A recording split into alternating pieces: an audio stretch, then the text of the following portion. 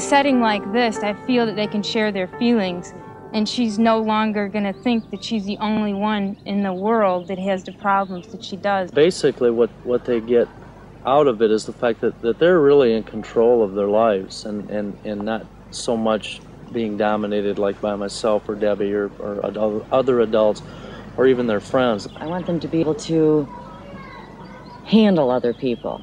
As kids, the way other kids treat them, sometimes they can be real mean. I want them to be able to handle it, to know that that is not their problem if somebody doesn't like them. I think it'll help them gain self-confidence and accepting of other people. I'm so excited. I wish I were doing it with her.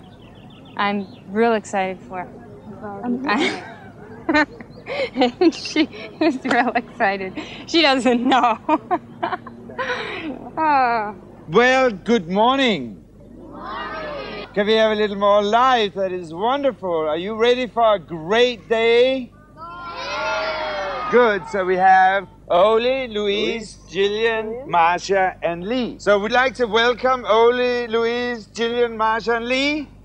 Say hi. Hi. We start Saturday with an introduction. So each young person gets to be in front of the group, saying who they are and their name, and something about themselves that they want people to know about them. We also ask them to share something that's a problem in their life, in their family, as a way of opening up and letting people in. Tell us something you'd like us to know about you, fast. Well, I'm weird, and I like to write stories. Fight with my brother a lot. Oh, and he's here. And he's here, huh? Good. Do you love him too? No. Little bit? Mum and Dad are divorced. What is that? Mum and Dad are divorced. So you're from a divorced family too? Do you get to see both of them? Yeah.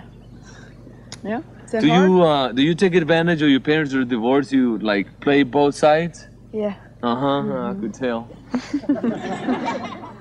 I love going on trips and seeing new things and meeting new people. Your mother and father said one day, oh, we're going to have a baby. We better come up with a name. And then they thought, oh, we're going to call it May. No, that doesn't sound right. March. No, that's not right. April. Oh, we'll call her April. So then you became April. First, the young people think that they are their name, then their personality, then their body or their mind, or anything that comes into their mind because they have been asked to think about it. Starting a lot of the material with the idea of who are you may seem very philosophical for somebody who's 5 or 6, but the reverse seems to be true. And they realize the very first day that they don't know who they are. You're not your name. That's a thought. Good. And I can sort of peel off my name and put it on you, right? Does that, now you are me? No. You know how you got your name? They called me April because my great-great-grandfather's name was April. There you are. They didn't know what to call it, so they looked back and they were, oh, my great-grandfather was April. So when I ask them, who are you? They get the same bewildered expression on their face as if you and I were sitting across from one another in your living room and I said, who are you? You would have as hard a time answering that question as they have. When you wake up in the morning, are you the same person every morning when you wake up? Yeah. Yep. So who is that? Beth. And who is Beth? Me. And who is that? Me. And who is that? Who is me? Who is that that is in there that is me? That's me. And who is that? Isn't that amazing that you can't think of how to call it or what to say about it? I know it. You can feel it, right? Nobody's me. Nobody's you but you? Yeah. There is no secret. We don't know. But we go around pretending like you are the father or the mother. You go around pretending that you know. Let's, between us, get the kids out of the room and let's talk. You don't know who you are. We don't know. And the young people don't know, and I think that it is a really important question to get established so that we can now get back to the work that we need to do, which is to explore. Who are we? What is our purpose here? What is our life about? What are the possibilities and opportunities available for us? Right after they find out who their buddy is, we then tell them that they are going to have to walk around the camp holding hands, which is just horrible. I mean, they can barely touch each other. So they get to know this person in a way that's so atypical. They don't get to say anything. They don't get to trade any ideas. It opens them up on some other level. By the end of this walk, When we ask them, well, how was that? And do you feel like you know your buddy a little more? They say some pretty surprising things. What was it like to spend time getting to know somebody without talking?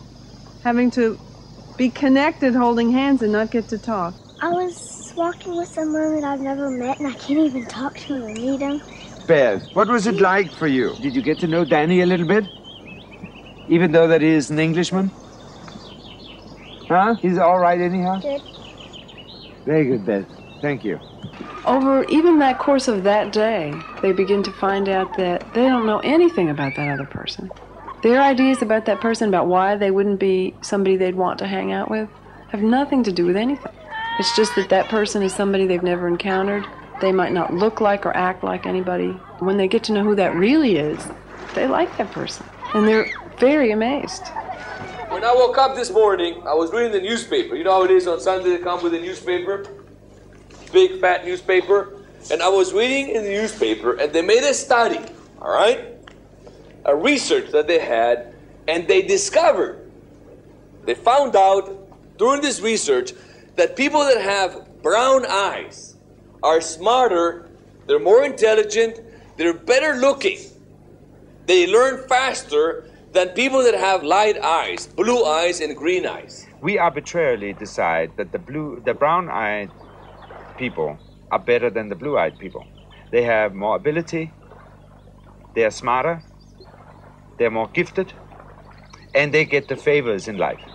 We go in and play a volleyball game, brown eyes against blue eyes, and the staff help the brown eyes to win overwhelmingly.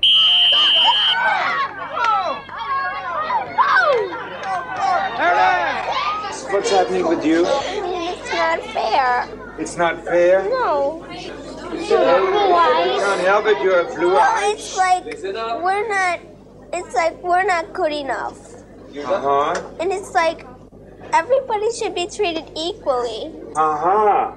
In the brown eyes, blue eyes exercise, it is one of the more difficult exercises that I do with anybody.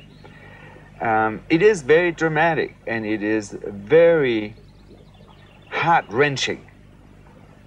And adults find it cruel that I would put young people through an exercise like that.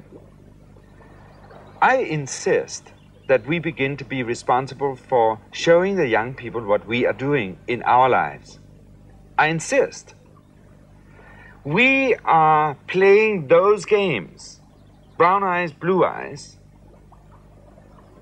between Americans and Russians,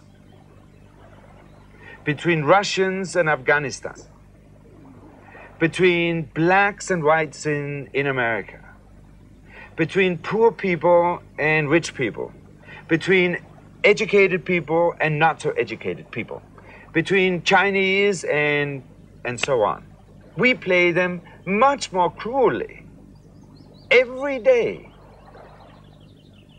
than we do. We just show the young people how terrifying it is that we are doing those things on an adult plane to one another. You get the paper in here and let me read it and then I'll believe it. Well, listen, I understand that some of you are upset about it, but it is true that brown-eyed people are.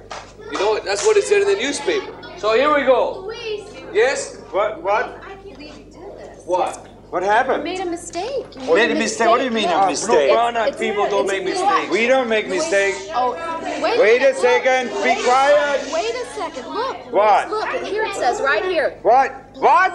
Blue. Blue eyes. Oh, no. Oh, my God.